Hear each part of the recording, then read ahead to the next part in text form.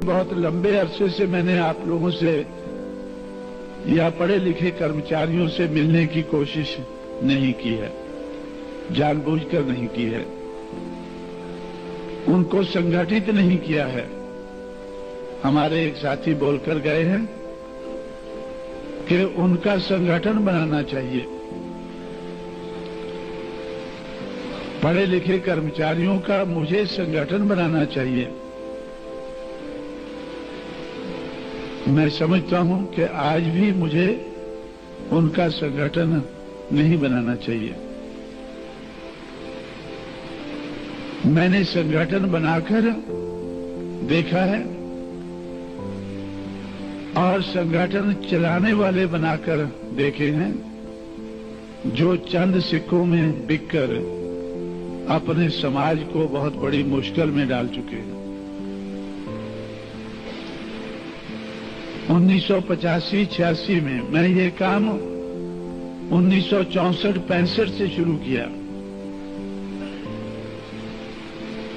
1984-85 में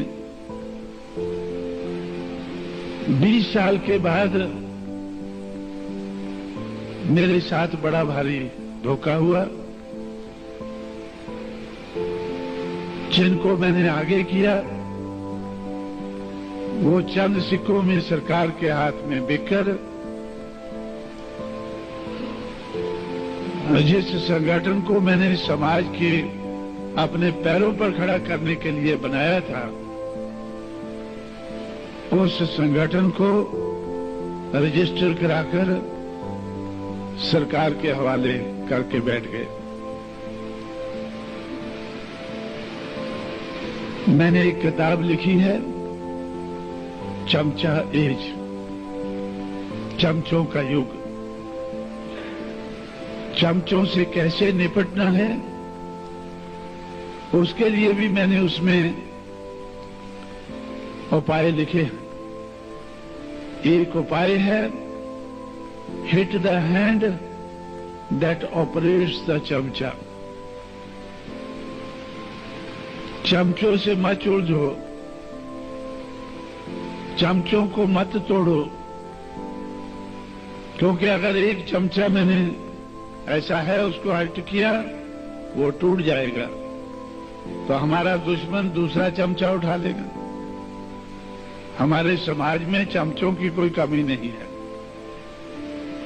वो दूसरा उठा लेगा, उसको हम तोड़ेंगे तो फिर वो और तीसरा उठा लेगा। लेकिन अगर जिसने ये चमचा उठा के इस्तेमाल किया है अगर उसको इधर मारें तो सोचकर उठाएगा दूसरे को।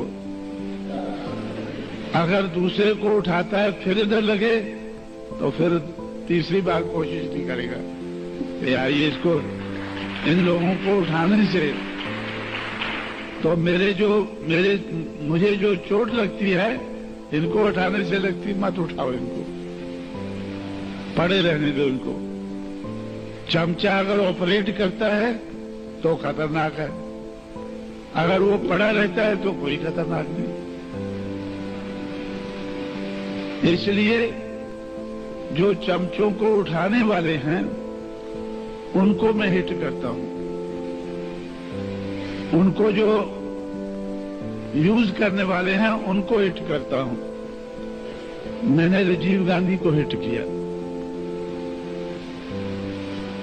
जब 1985-86 में राजीव गांधी, अर्जुन सिंह, एसपी चौहान, नेहरू और अरुण सिंह, इन 5 आदमियों ने मिलकर बामसेफ को मुझसे छीना।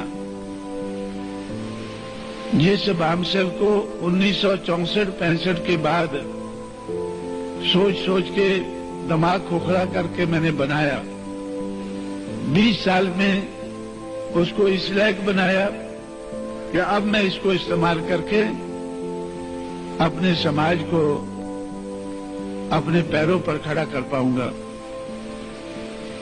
तो उन्होंने 110 मेरे आदमियों को तोड़कर 110 आदमियों को तोड़कर जो मैंने 1,87,000 श्री अर्जुन सिंह ने, जो उस वक्त पंजाब का गवर्नर था, पंजाब के कुछ लोगों को तोड़ना शुरू किया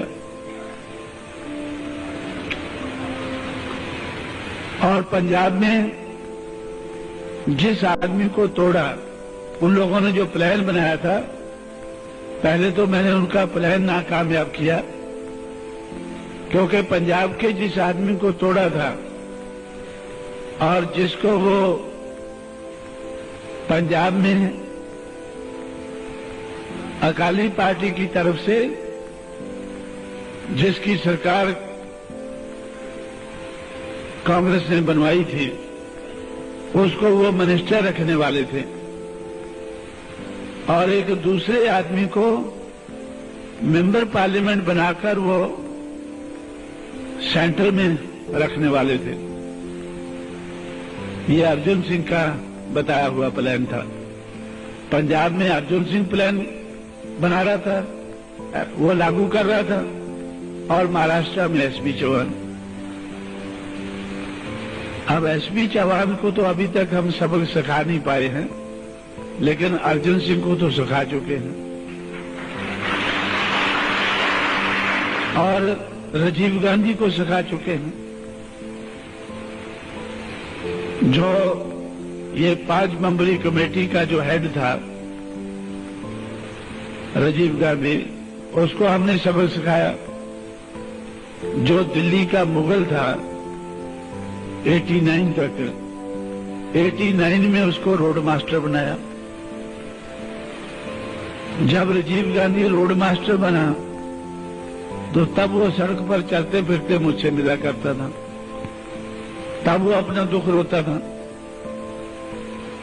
वो मुझसे कहता था कि कांशीराम, आपको क्या मिला?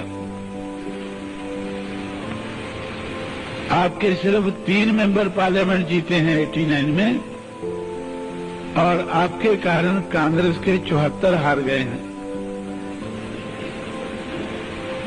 आपके कांग्रेस के 74 हार गए हैं, आपके सिर्फ 3 जीते हैं।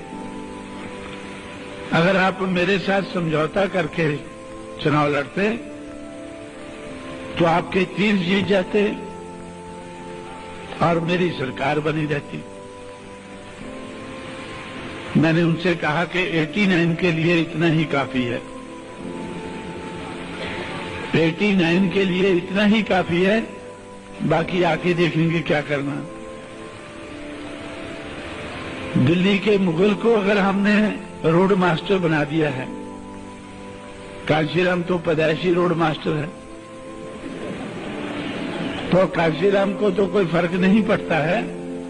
लेकिन जब दिल्ली का मुगल रोड मास्टर बनता है तो वो जरूर सोचता है कि मैं रोड मास्टर क्यों बना हूं भाई। वो जरूर सोचेगा और कभी कभी मेरे से बातें करेगा रोड मास्टर की हैसियत से, दिल्ली के मुगल की हैसियत से नहीं। जब वो बातें करेगा तो वो मेरे दुख दर्द को समझेगा और मैं भी उसको समझा पाऊंगा। मैंने उससे कहा कि आपने मेरे 110 आदमी तोड़े हैं या नहीं तोड़े हैं, उनका मुझे पूरा रिकॉर्ड बताओ। 110 आदमी आपने मेरे कैसे तोड़े हैं? बामसेब को आपने कैसे रजिस्टर कराया है?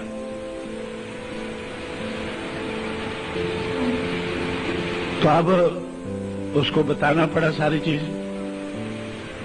जब उसने सारी चीज मुझे बताई तो तब मेरी उसके साथ दोस्ती हुई थोड़ी। सरकार ने जब बामसेब को तोड़ा, जब सरकार ने बामसेब को मुझसे छीना, तो वो क्यों छीना? क्योंकि बामसेब के लोगों ने सरकार को बताया कि कांशीराम समाज से पैसा इकट्ठा करता है और हमारे माध्यम से इकट्ठा करता था। उस वक्त तक सरकार, दिल्ली की सरकार ये सोचती थी कि कांशीराम को पैसा विदेशों से आता है। उस वक्त तक सरकार सोचती थी कि कांशीराम को पैसा विदेशों से आता है, लेकिन जब उसको पता चला कि ये तो इन टट्टुओं से पैसा इकट्ठा करता है, तो उन्होंने सोचा कि मेरे खिलाफ 200 पेपरों में अभियान चलाया। पहली बार, खासकर जिन पेपरों में हमारे लोग निकालते हैं कि कांशीराम को पैसा मत दो, कांशीराम को पैसा मत दो। लेकिन कांशीराम ने उस वक्त अपनी शख्सियत इतनी बना ली थी कि मैंने अपने लोगों से कहा कि अब मैं आपके प्रोग्राम में तभी आऊंगा जब आप मुझे सिक्कों में तोलेंगे और कम से कम 10,000 आदमी मेरे सामने, 16,000 आदमी, 16,000 रुपया मुझे दोगे, 12,000 रुपया दोगे, 12,000 आदमी मेरे सामने होंगे और 3,000 बाइसिकल आप मुझे दिखाएंगे।